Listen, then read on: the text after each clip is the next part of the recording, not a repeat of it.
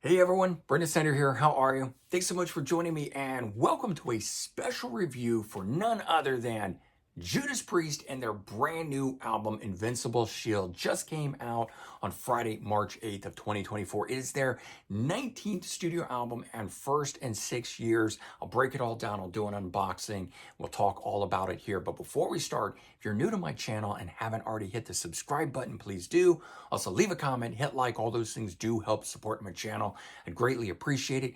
And of course, if you turn on notifications, you're going to stay up to date on everything going on in the world of music, just like this with a special review for the brand new Judas Priest album, Invincible Shield. I'm so stoked that we got this here in 2024. It's just putting the sort of cherry on the top so far as this year is concerned. But I want to start with a little bit of history here and jump all the way back to 1969 when the band formed 55 years ago. I think that's a really amazing thing. But they released their debut album, Rocka Rolla, in 1974, making this in 2024 their 50th anniversary since releasing their albums.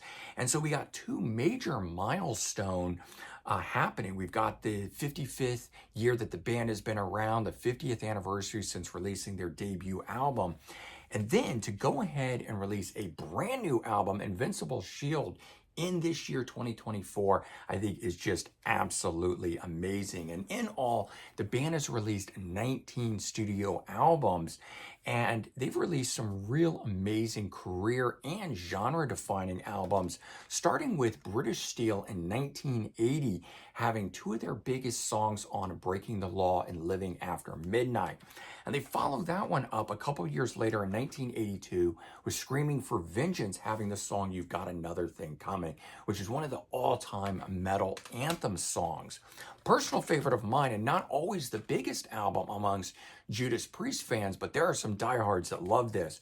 Turbo in 1986, a stylistic shift for the band, but I think it's an amazing album featuring essentially the title track, Turbo Lover, on it. Still played in their sets today, still played, one of their biggest viewed videos and so forth. But my personal favorite of their album and number one would be Painkiller from 1990, featuring that amazing title track song. Just one of the most brutal songs in their catalog, but also an amazing killer album. And so to have not one, but four amazing defining albums in your catalog, I think is a real testament to the band, showing what they have been capable of all these years. But on top of that, further confirmation is that the band has sold over 50 million albums worldwide. So starting somewhere around the early 2000s, I feel like the band has begun to have a real resurgence and putting out some killer albums, starting with Redeemer of Souls in 2014, followed on by Firepower in 2018. And of course, right now, leading up to the one we want to talk about, Invincible Shield in 2024. So let's talk about this album here and find out whether it stands up to all these other great classic career-defining moments within the band's career. As I said, this is their 19th studio album. It has 11 tracks on the standard edition, which is the one that I've got here that I'll be reviewing with you. It clocks in at 53 minutes. Now, the digital version, there is a deluxe CD, but I believe it's only sold in stores. You can't order it from like Amazon. And then the LP edition features 3 bonus tracks: Fight of Your Life, Vicious Circle, and The Lodge. That, with those 3, then clocks in at 64 minutes. And I have found this on the past albums where they've had the bonus tracks. I often end up liking just the succinct original album, which is why I've decided to go with this one and not pick up those extra tracks. Although I found out that the 3 bonus tracks are available on a standalone, separate 7-inch single, so I may be picking that up. The album itself is produced by Andy Sneap, who's worked with Exodus, Testament, Megadeth, to name a few, and he's currently the band's touring guitarist who fills in for Glenn Tipton, who is suffering from Parkinson's disease, although Glenn still plays on the album itself and co-wrote all of the songs.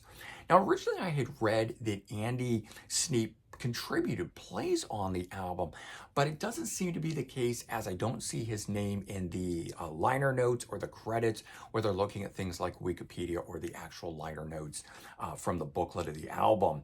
But Glenn Tipton's parts on here are as unmistakable as ever. I kind of really questioned how much he would be contributing, and certainly sounds like I am hearing him on here in these classic solos and fills with his arpeggios, just one of the styles that he does that to me is unmistakable Glenn Tipton. And of course, his defining guitar sound that you hear. So very much still a Judas Priest sounding album with all of that on it. But beyond the amazing guitar work on here, of which Richie Faulkner, guitar player who took over for KK Downing, I think does an absolute amazing job on this album, as he has on the past two previous albums as well.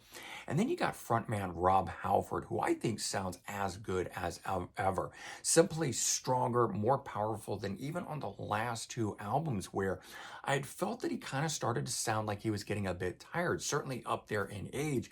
But I gotta say, what I'm hearing on this album here, says otherwise, that he is still as strong a vocalist as ever. And one of my, complaints on the previous two albums had been that I didn't feel that those albums had enough of a varied pace with the album itself. But I do feel like we are actually getting it on this one here. For this one here, I feel like the flow of the album is much better. It definitely takes me on much more of a journey. Now, the other albums were brutal, were heavy, sort of pedal to the metal all the way through. Nothing wrong with that. I enjoy those albums too, but I was glad to get this one here and have a bit more of that flexibility and sort of different styles that Judas Priest has done throughout its career. And, since the reunion era of Rob Halford coming back in 2003, I think this album here may well be my favorite. I'm going to have to give it some more listens. Not entirely sure just yet, but it is certainly moving up over those other reunion era albums. Might even be the best one since Painkiller. But I know that's a heady statement to make yet. Living with the album for a while longer may determine that. All right, let's talk about some of the standout songs on here. Track number 1, Panic Attack, which was, of course, the album opener, but also the lead single from the album. And I honestly felt at the time when I first heard it that it was a bit generic. And I'm really glad to be wrong about that, in the sense that now when I hear it, I've connected much more with that song. And I actually feel like it's got a bit of the sound from Hellion Electric Eye, where it's got that instrumental opening bit before it really sort of kicks in off of course, Screaming for Vengeance in 1982. So I've really warmed up to the song and think it is a fitting song to open the album with now. Track number 5, Gates of Hell. This is the first song that really changes up the pace of the album, featuring much more of the classic hard rock sound. But the band is really good. When they're not doing that face-melting metal sound, they can really rock it up right. And in this case, Gates of Hell is one of those songs. Track number 6, Crown of Horns. This one here is my favorite track on the album so far.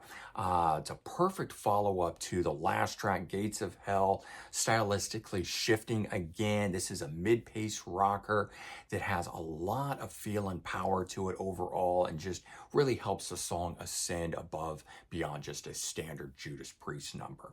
Track number 8, Trial by Fire, classic fist-pumping Judas Priest song. It's got a killer groove. It's a rip-roaring chorus on this thing. Knocks you in your face just like you want Judas Priest songs to do. And track number 11, Giants in the Sky. The band changes things up for this closing number on here. It's more of a hard rock groove-oriented track that chugs along, making a memorable standout track for closing the album. But as I mentioned, on the deluxe edition, the LP, and in even the digital version, there's 3 more tracks that come after this. And I think this is the right song to end the album on. The other 3 songs are okay, they're good, but nowhere near as good as the ones that I've talked about. So for me at least, I like having the album the way it was originally intended to be, the 11-track song closing with this one here, Giants in the Sky. All right, let's take a look at this album.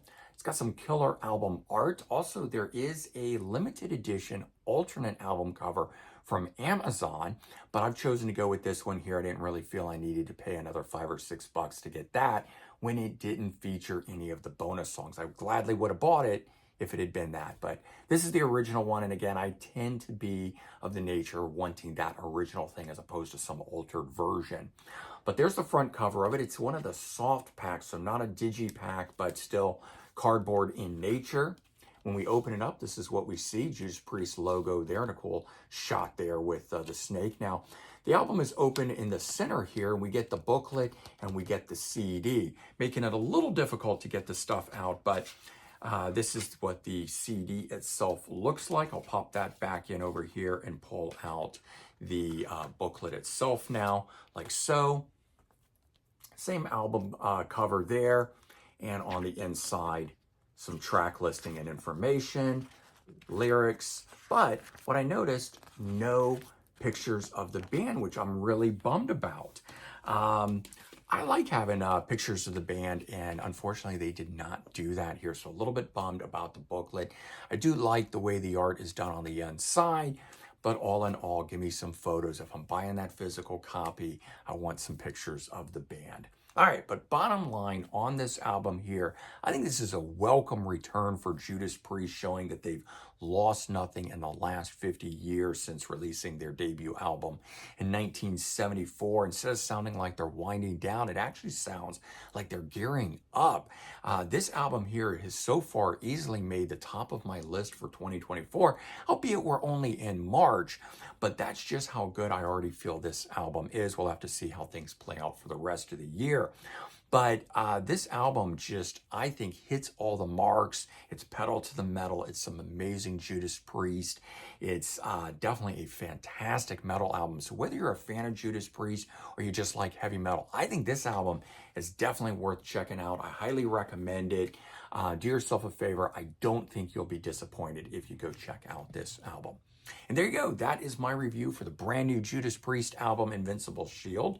Let me know your thoughts on it if you've been lucky enough to already check it out. And if you haven't, go check it out. I think it's a stellar album, certainly for 2024.